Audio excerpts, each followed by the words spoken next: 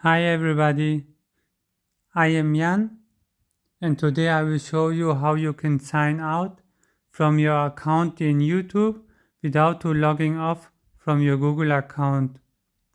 So let's start. Normally when you log in with your Google account on your mobile phone, you will be automatically logged in with your account in YouTube. And when you open the account information in YouTube, there is no button to sign out. So close it, open the settings, scroll down till apps, search for YouTube and open the storage menu. Here you can clear the data.